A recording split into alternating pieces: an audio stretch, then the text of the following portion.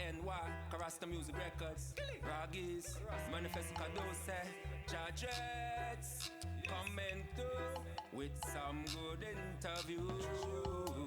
Live that SINY, live that SINY, New York, yes, I represent for my bridge and churches on the television show. Oh, yeah, you don't know. Welcome black, welcome black. Live that SINY, your host Ja Dreads. We back. We got another banger for you. We have a special guest in the house today. Let me just introduce her. Her name is Edna Greenwich, and she is the founder and director of Opera Exposures. Now, thank you very much for being here today. And can you just please give us a little introduction to who you are and how you got started doing this? Well, thank you so much for inviting me. All right. It started a few years ago, about 20 years ago. I was asked to prepare an opera program for Black History Month for the Department of Citywide Services. And I thought, that's a great idea. Okay. And so, having worked at an opera house and been part of an opera scene for quite some time, I said I could do this. And what I did was we started with an artist that had already had her major debuts and was now in the recital portion of her career. And we took a young artist who had just won the Puccini Foundation's Artist of the Year. Okay. And we did this program down at the municipal building on Center Street in Manhattan. Okay. And that's how we got started. I had gone to opera. I'd seen opera when I was very young. I went to see Carmen with Shirley Verrett. And I was asked, what did I think of the experience? And I said, well, it was very interesting, but I don't ever have to do it again. Right. So my background was in design, fashion design, and merchandising. So opera was just a little bit off. Just a little, not much. At that time. At that time, just a little, not much. So we did this program, and it went over quite well. The audience was happy. The Department of Citywide Services, the Black History Month Committee, some of them are still around. I know that Robert Graves, I am friends with him on Facebook. The director of St. Mark's Music Department invited me to do a program at St. Mark's Church in the Bowery. So I thought about it and I said, well, I don't know, what are we going to do? And so we did. I knew opera singers. I knew lots of people who sang opera, especially young opera singers that were just graduating from the conservatories here in the city. And I thought, well, let's see if we can't do a program and put them in it and pay them. Right. Opera singers must be paid because opera is so expensive. It's an expensive proposition. And so we did. We did a program at St. Mark's Church in the Bowery, and I invited a lot of opera aficionados, a lot of opera professionals came, and afterwards they wanted to know when was the next program. And so we just flourished from there. We just kept on doing programs. And I had someone ask me, how was I going to present opera in the Black community? Right. And my answer was, we were there in the beginning. Right. With Elizabeth Taylor Greenfield. If you don't take away anything today but this one thing, is that Marian Anderson was not the first Black opera singer in America. Okay. As wonderful as she was and as groundbreaking as her career was, she was not the first. So let's talk a little bit about Elizabeth Taylor Greenfield. Born enslaved in Natchez, Mississippi, Okay. moved to Philadelphia with her owner, Okay. who educated her and who was a member of the Society of Friends. So Elizabeth Taylor Greenfield got an education, but she had musical ability. And she was able to develop that to the best of her abilities at that time. When it was time for her to get a teacher, no one would teach her. No one would teach a black person opera, to sing opera, even at twice the going rate. Wow. Yeah. But she had a voice, she was determined, and her guardian promoted her and encouraged her. So Greenfield learned as much as she could from the musicians that were around, and she started singing. She had heard Jenny Lind, and she was able to sing some of her repertoire. So she was singing all over New York. She sang in Buffalo. She sang in these out-of-the-way places, small towns. And she was reviewed. And at this time, she was self-taught. She was still self-taught at that time, yes. And she had a tremendous octave range. She could sing soprano and she could sing bass. And she continued to sing. Finally, it was time to come to New York. So she made her New York City debut at Metropolitan Hall Okay. in New York. And it was a packed house of 4,000. And I'm just going to read a little bit of what was said about that performance. And it said, a packed house at the Metropolitan Hall greeted Greenfield with boorish laughter as the singer was escorted to the piano by a white usher who, as the New York Herald reported, seemed afraid to touch her, even with the tips of his white kid gloves, and kept the swan at a respectable distance. And the swan was a part of the nickname. They nicknamed her the Black Swan, a name that she did not like. Right. And she sang for that house. It was a segregated house, but she sang. And she wanted to get the training. She wanted to train with Jenny Lind's teacher. Right. So she went to England. Left the country. She left the country and went to England, where her manager just abandoned her. He took her money and just left her there. After taking that trip. After taking that trip. But you know, when you have to sing and you've got a dream and you know in your gut what you need to do, she introduced herself to Harriet Beecher Stowe. And Harriet Beecher Stowe had just written Uncle Tom's Cabin. It had been published, and I think she wanted to get a break. Right. So she was in London, and Elizabeth Taylor Greenfield introduced herself to Harriet Beecher Stowe and told her story.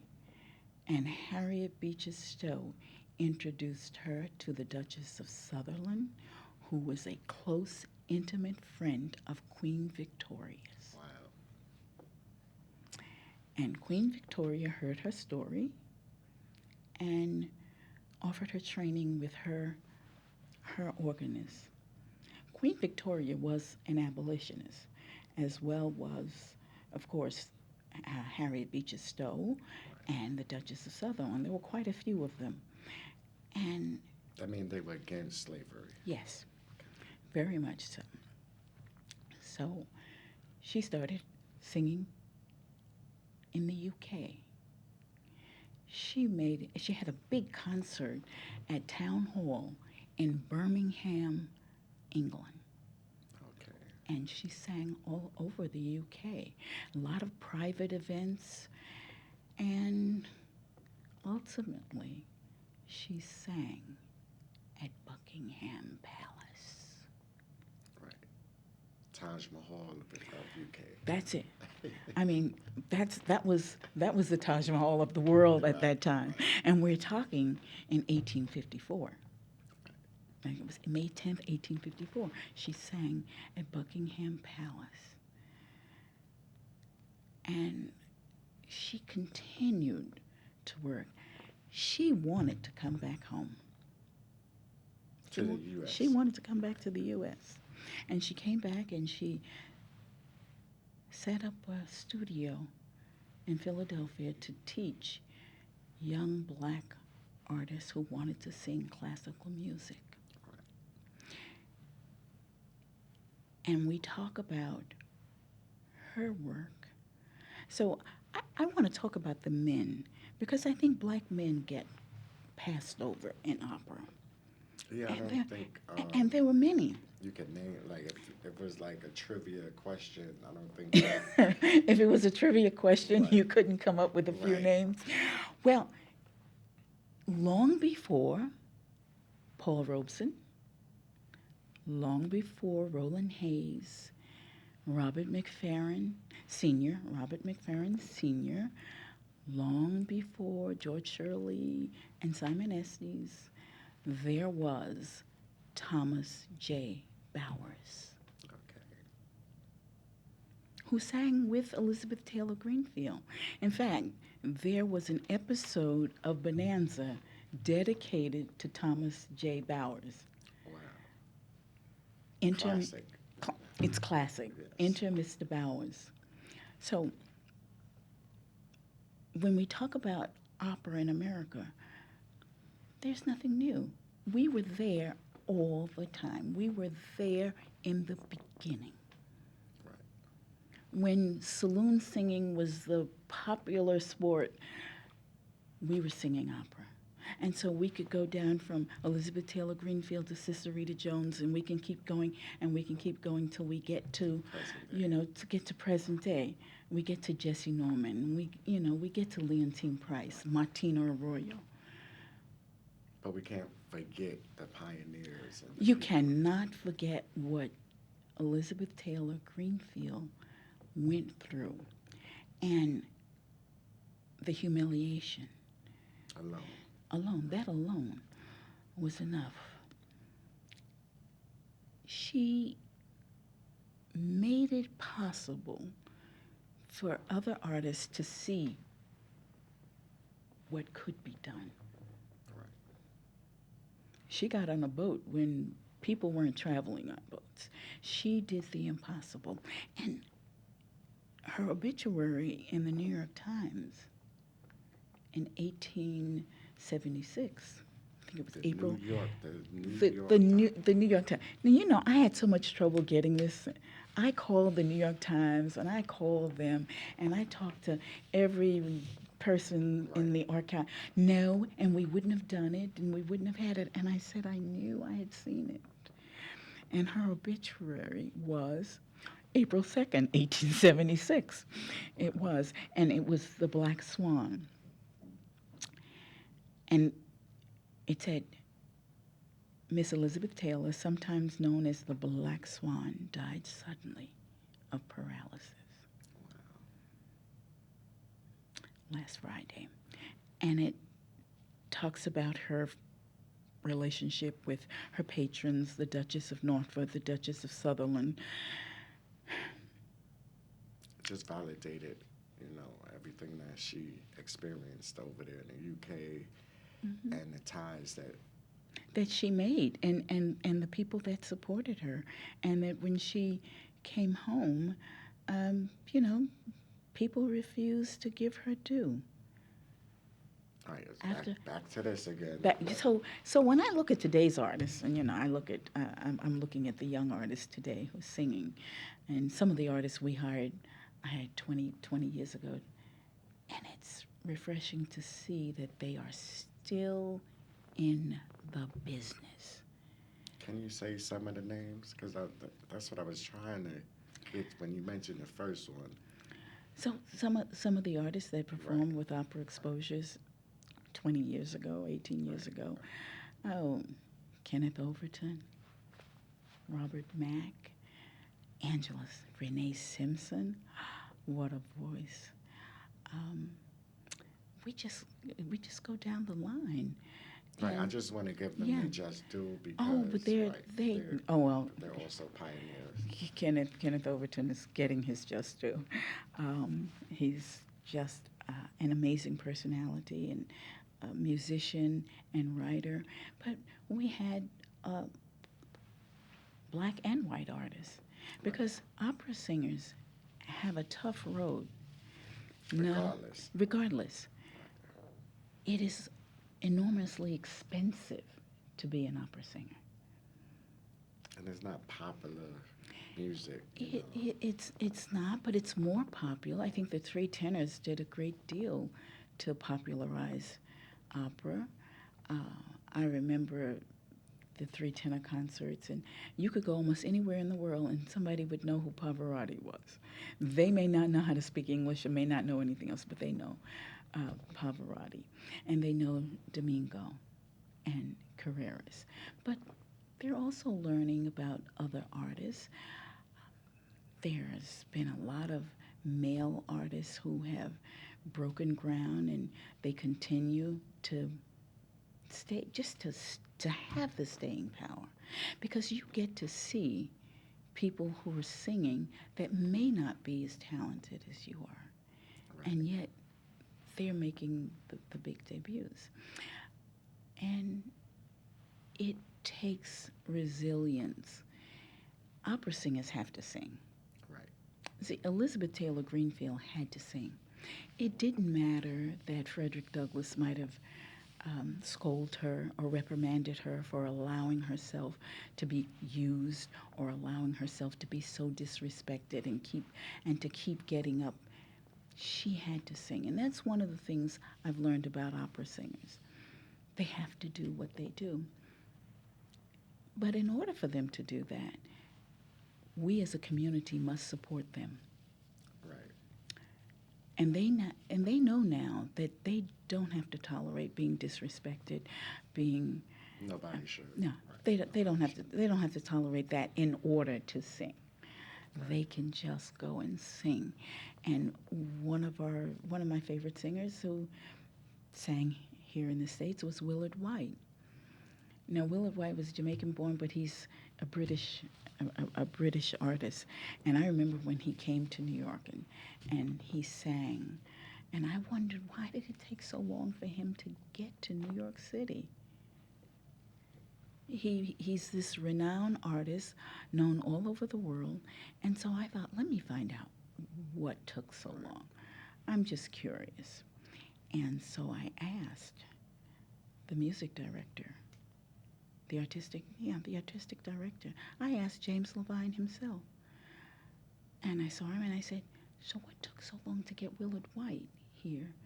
And he just looked at me and he said, I've been trying to get Jimmy for years. I've been trying to get Willie for years. He said, Willie's always busy. He said, but I have been trying and trying. And he said, finally, I got a schedule that worked.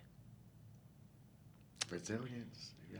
But you see, you have to have that resilience. And you have to believe so much in what you're doing. And opera is so beautiful. And the music is, I said sometimes it's like a telenova set to music. Yeah. It's just a telenova because it's telling a story. It's telling all of these old stories, but it's now telling the new stories. And so I asked myself, if I had a $150 million budget, if I just had $150 million, what would I do? And I would bring some of the operas I would bring This Little Light of Mine, the story of Fannie Lou Hamer. It was just done out in Santa Fe Opera. I would bring Omar. I'd want people to see that. I'd bring O'Shawn. It was just done down at the National Washington Opera. I would want that. And Frederick Douglass. I remember they did it up in Syracuse. Syracuse University did an incredible Frederick Douglass. I would love to see that.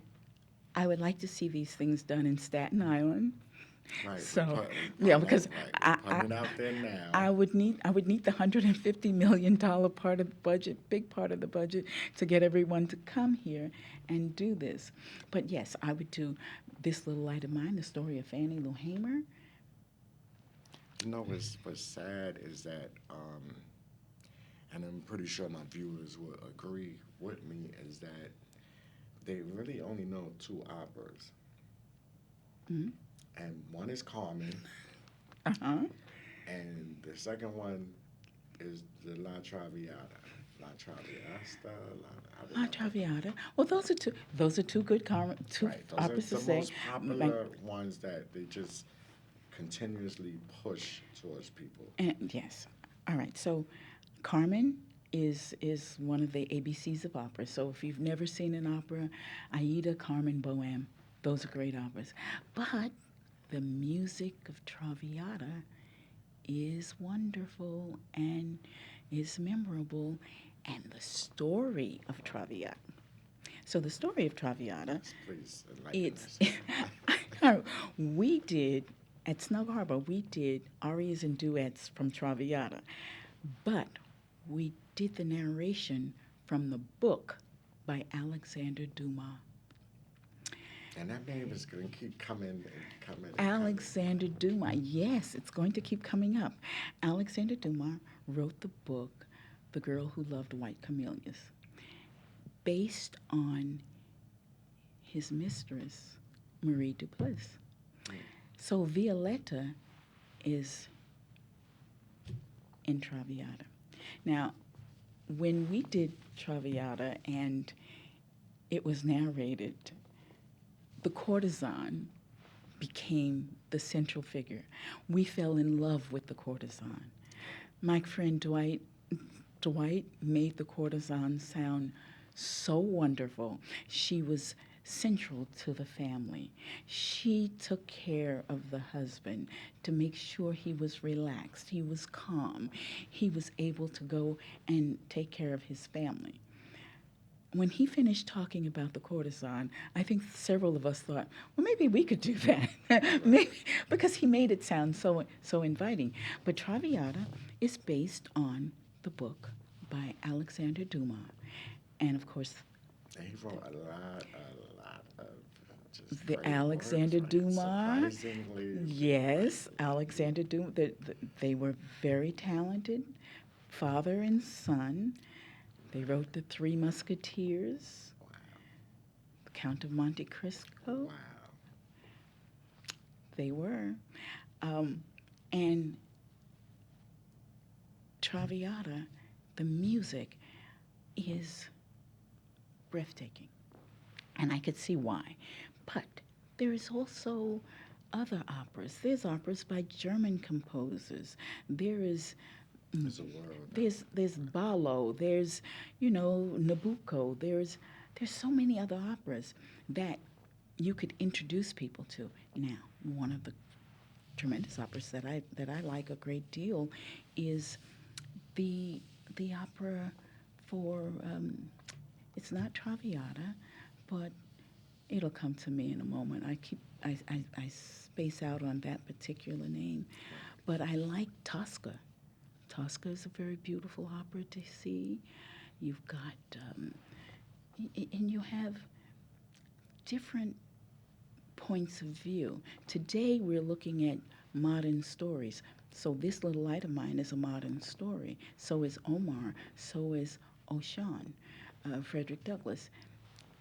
An old story about an old person, but it's fairly modern. Right. There was An American Tragedy, which was a modern story based on a movie. we do continue to evolve. Opera continues to evolve, but the standards are the standard barriers. So I could take anybody to see a Bohème, or I could send somebody to see a Bohème, and they would perfectly understand it. And the Zeffirelli productions are so spectacular that, you want to see it. It's breathtaking. You don't know that all of this is happening, that all of this can happen on stage. Like it's the story, it's the singing, it's the Costumes, like it's- all of that. And that makes it worth every penny Right. that I think, in my opinion, Priceless. it's priceless. It is priceless. Some of the operas, though, might be a little much. I'm not a big Wagner fan, but I have to say, I saw Parsifal twice. It was the cast. So there's all of those, there's the Italian operas, which people love, but there's the Magic Flute. I mean, there's Richard Strauss, there is Alan Berg, there is Wagner. There's different. Yeah, there's Wagner. forms. But now, I saw Parsifal twice because of the cast. It was Levine, Placido Domingo, Jesse Norman. So how could you not see that? And I saw it twice. And I have to say that I was one of those people that when it was all over, I said, oh, is that it? Is it done? 5.5 hours later. But it was done. So those are things that you can evolve to, you can develop. What I do at Opera Exposures, I say it's opera through the side door. Because now I no longer do a Bohème or I do any of those operas. The I big tell a story. productions. I don't do any of those anymore. I do a story. We have a large body of music. We have arias and duets. We have all the operatic songbook. We have the spirituals. We have musical theater. We have the art songs. We have songs, music by black composers. We have all of that music. So now I can just tell a story. So I can tell the story of Elizabeth Jennings Graham 100 years before Rosa Parks. Right.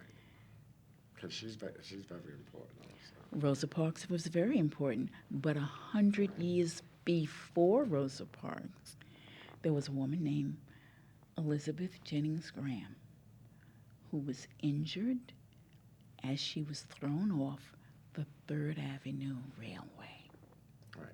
And injured is a nice way of saying assault. Injured Right. is a nice way of saying it. She was injured, and she was another person who was very determined. And this was in 1855, in New York City. Right. She didn't just take that sitting down. She did not. She brought this to the community. Frederick Douglass wrote about it, and they sued the 3rd Avenue Railway. Which is the precursor to the MTA before Yeah. the MTA got here. Yes. Right. They sued, and they won. Right.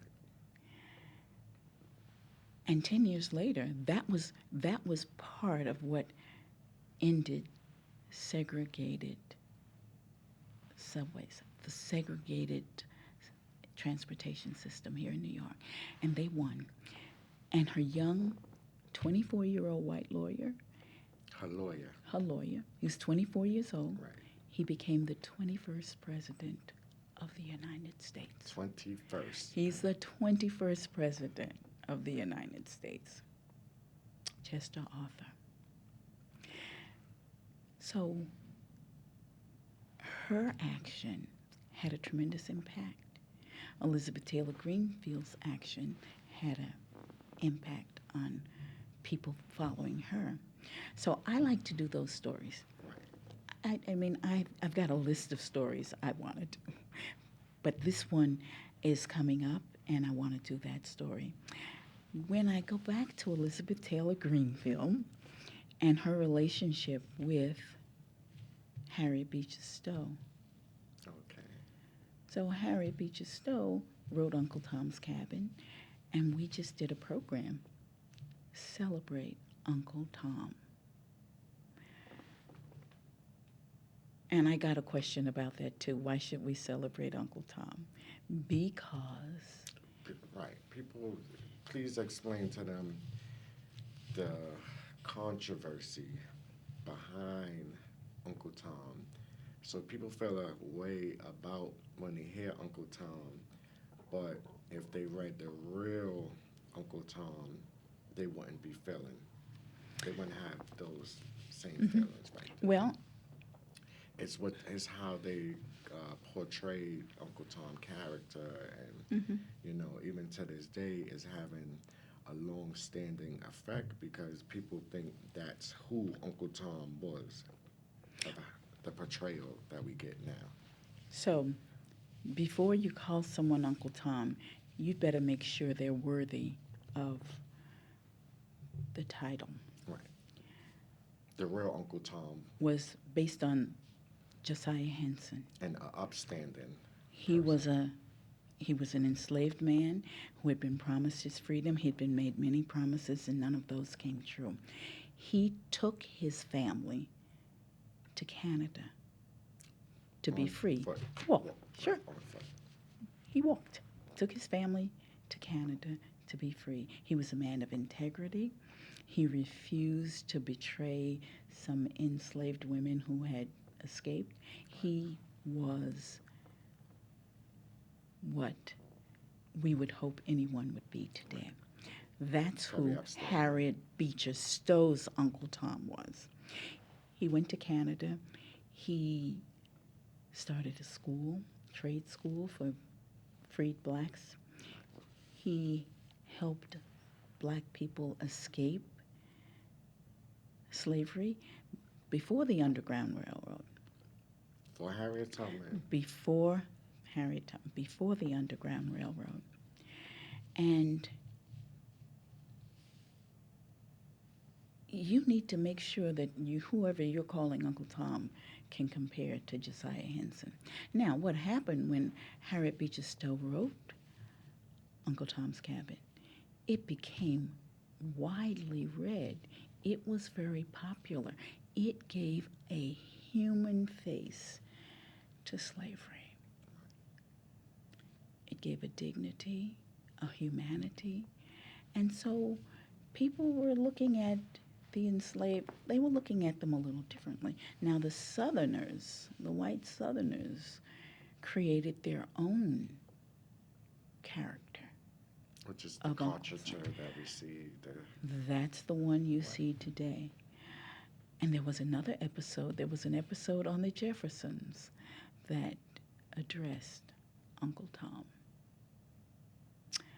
And it's what I show. I show that little piece, and then we go in to talk about who Uncle Tom was and the impact that that book had on slavery. Even till today. Even to this day. So even today, I hear people being called Uncle Toms, and they're saying this one is an Uncle Tom. And I'm thinking, well, you don't And really. that character is portrayed as a sellout character who sold his people out. Yes. Right. Yeah. Who didn't have anybody's interest but his own. But that was the made-up character that the Southerners made up. Right. To throw people off. And so, and we bought it. we bought They it. soaked it up. Yeah, Right. we bought it. But that's not who Harriet Beecher Stowe's Uncle Tom is. And if it was, it wouldn't have had such an impact on just ending slavery and ending those times that they was going through.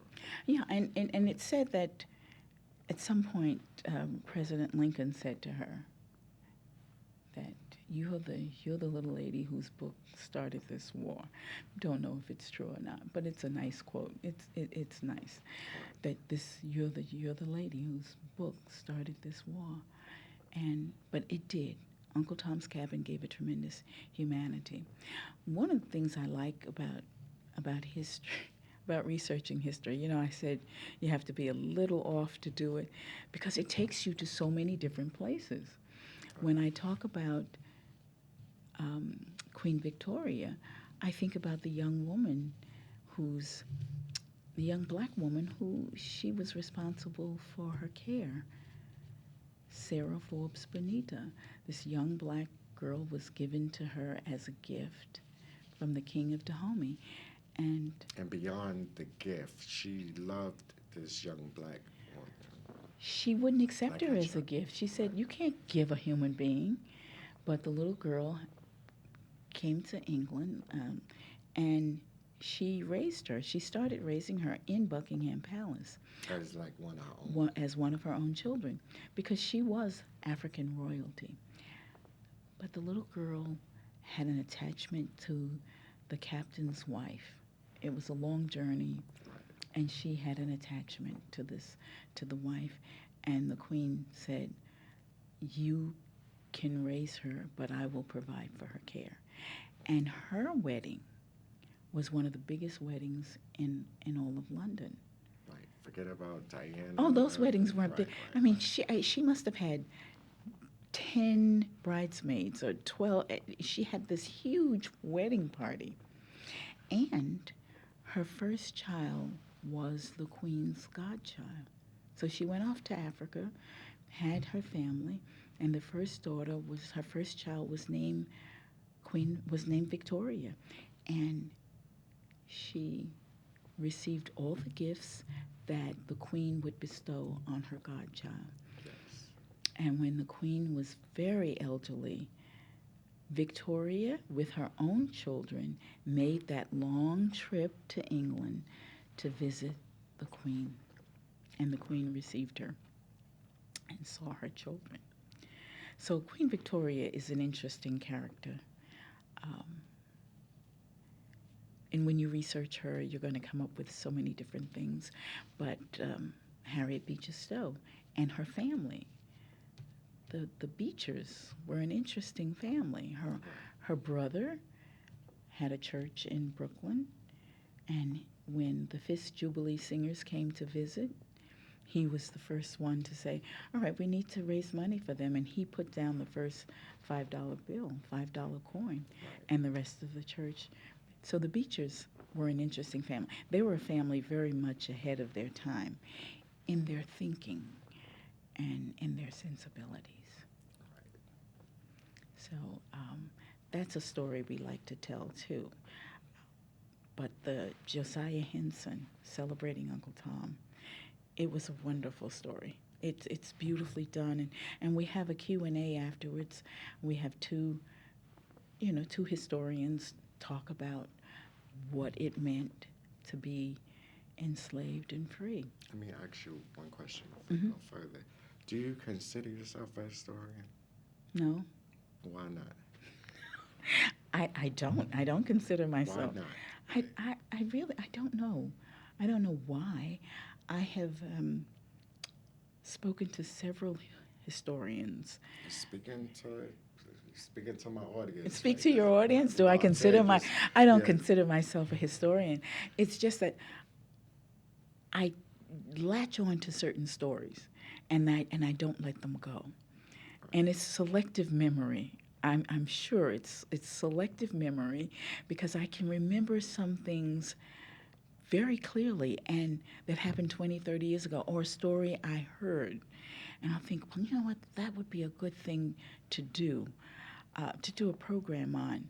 But I love doing these stories for opera exposures, and I call it Opera Through the Side Door. And since we are not writing or composing, we're not doing a libretto, we're not composing music, I can just take all the things that we already have and tell a story.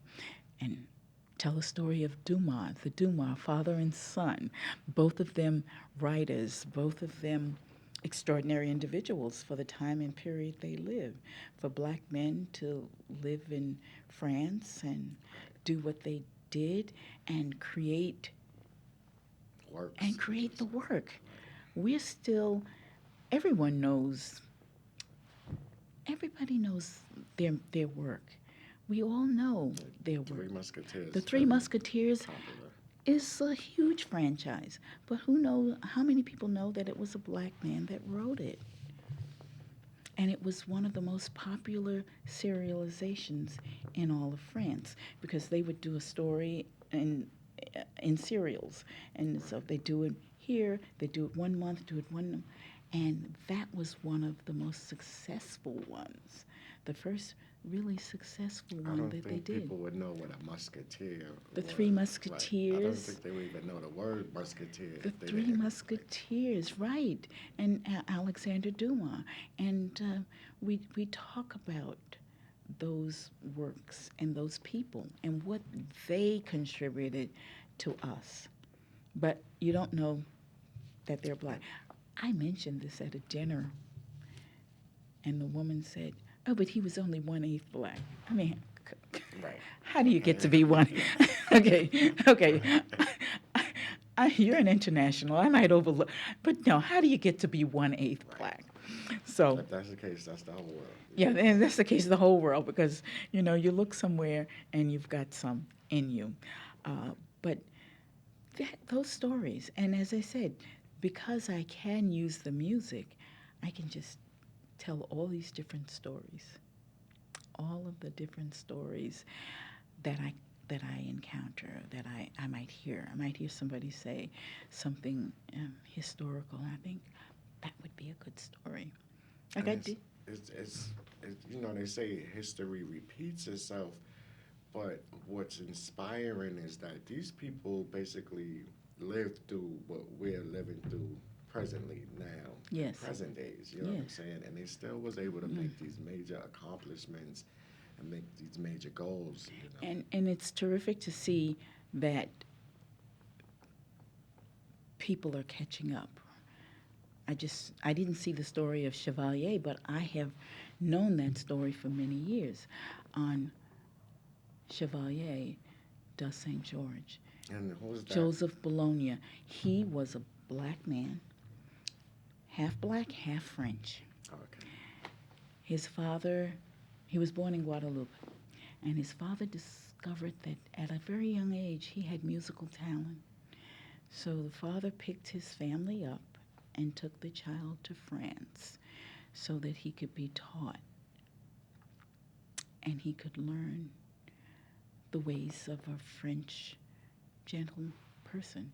He learned horse. He learned how to ride. He was a swordsman. He was just this incredible person.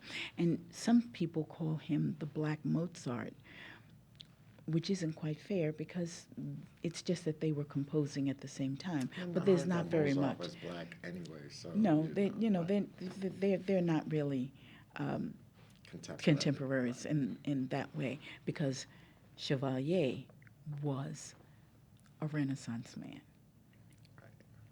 He was, you would never want to fight with him. You would never want to try to outride him because he was all those things. And he was also a composer. He was also an incredible musician. So there you have him, which, as I said, I'm glad to see that now we are seeing more about him. But there's just countless artists. There are, I was looking at Ira Aldrich, at his work. So he was a Shakespearean actor, but he didn't leave this country as a Shakespearean actor. He left with a troupe of dancers, and he became a Shakespearean actor. He studied, he worked on it, and he's the only black person that has an honor at Stratford-on-Avon. And he had a daughter who sang opera, and she was said to have coached Roland Hayes, which is interesting if that's true. But all of those pioneers, all of those those leaders, all of them left something for us to follow. And they left their home and their families and, might as well say they everything because Well, well, that's just it. Elizabeth Taylor Greenfield returned to the States. Ira Aldridge did not. Yes, I'm never. He died in Poland. Oh, no, he lived a fantastic life. I can understand his not returning. He lived a great life. But he had his failures because he wasn't a Shakespearean actor. He wasn't always that. But he learned, and he became this larger-than-life person that we know today. I don't want to deviate or go off the subject, but why do you think it was just such a difference when it came to like human beings and race in these other countries in comparison to the United States, where race was just like everything here, but then you go to these other places and race didn't stop your opportunities and you know how far you can go. Well, that remains with the thinking of its people. Okay. If you think that people are inhuman and you have brought them to a level of subhuman, Right. you may find it very difficult to see them as people, as human beings, as people equal to you. In other countries, sometimes they didn't have that barrier. Now, slavery was in a lot of places. England, a lot of countries had slavery, but it wasn't as hard as it has been here in the States. Right. The States they don't want to give that inch. They don't, you've got to fight for it. You've got to continue to be better than anyone else in order to maintain the lowest status quo. Right. And you know, talking about stories, one of the stories I'd like to do a music based on the Black Angels of And that deals with Staten Island. The Black Angels. We could tell the story of the Black Angels. The book has just launched, The Black Angels of Seaview, the untold stories of the women who helped to discover a cure for TB. Out here. Here in Staten Island, yes, here in Staten Island. At Seaview Hospital. At Seaview Hospital. Seaview Hospital had a ward for TB. And everybody that came into the States and was tested positive for TB came out here. There was a children's ward. And the last surviving Black Angel is Virginia Allen. Still alive. Is still alive. And that was here in Staten Island. And most people don't even know that the cure for TB was out here. They don't know it. That's a story that most people don't know. But hopefully this book will enlighten many. And just because TB is still a factor in other countries. Yes. People are still dying of TB when there is medicine to cure it, to treat it. So that's something, and that's political. That they don't have the medicine in all of these countries, in India and parts of Africa, and they don't have the medicine, or they can't afford the medicine. They don't get the medicine. And So they end up losing their life. you end up losing people. But the Black Angels of Seaview, that's another story. So I could just go on and on and tell stories. I'd like to do a story about the man who hired over at City Opera, who hired the Black Camilla Williams to have a principal role, and was threatened. people were going to bomb it. They were going to blow it up. They didn't do anything, but he's the story of Rudolph Bing, who hired Marian Anderson and Robert McFerrin Sr. And he's very, I mean, Robert McFerrin he's Sr. Very, very important just to music, just with his son, Bobby McFerrin. Don't Worry, Be Happy. And, you know, even though he didn't go into opera and all of that, he developed his own little sound and sound effects. Because he came from a musical background. But his father was who was the first black man. And again, black men in opera have been second-class citizens in the world. You know, you haven't heard about them as much. I mean, I think George Shirley is still alive. Simon Estes is certainly still alive. Paul Robeson, they have thrown at us a lot, but it's just like Paul Robeson did so much, you know. He did so much beyond singing opera. Right, it's like you would forget that he was the opera singer unless they threw Othello or something out there. Yes, the Othello. Yeah. Right. Yeah, because he did, but there were so many. As I said, 100 years before him was Thomas J. Bowers, and we should not forget that there have been black opera singers all along the way, male and female. And if you get a chance to see that episode of Bonanza, enter Thomas Bowers, enter Mr. Bowers. When I saw it, I didn't know that Thomas Bowers was a real person, but I saw it many, many years ago. It's like, okay. I used to be a fan of Bonanza. We used to watch it, but those were all true stories. That was a true story, and so I can do a lot of stories. Oh, definitely. Yeah, I can do a lot of historical stories, and just put the music to it. Before we go any further, because you see the time is going down. Yes. We're going now. It's Yes. so quick. But where can they contact you? How could they get in, reach you if they were trying Well, to reach we're you? at operaexposures.org. Okay. We have a website. There is a website, and it's operaexposures.org. And we're a Staten Island-based organization, but we do programs all over. I mean, we do programs all over. In fact, the Elizabeth Taylor Greenfield story is the first story. We did that at St. Bart's on Park Avenue, and we did that in 2011. Wow. So we've been doing stories for a long time, and I'd like to bring it back to Staten Island to do that story, Yes. because a lot of people. I've done it out here twice, I think.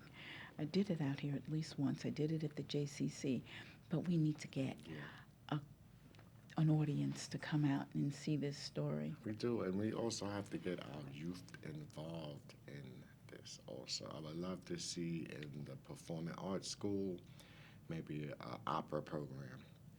And satellite school, which is Port Richmond, to our TV studio, I would like to see them do more operatic productions also. You know, they do musicals, they do everything, but I've yet to see them do an operatic production. You know, and I think that you should start with opera first and then move to musical theater. Right. And because you'll have a greater understanding of music. If you start with opera, you start with that, and then you go to the spirituals and have those for young people, and they will listen. Oh, definitely. They will listen. You can grab their attention. I'd like to do the Elizabeth Jennings Graham story in studio and bring in a class from one of the schools here, and come in and let the children see an opera singer up close and personal, talk to them, and just know that this is here. This is your music. It's as much your music as it is anyone else's.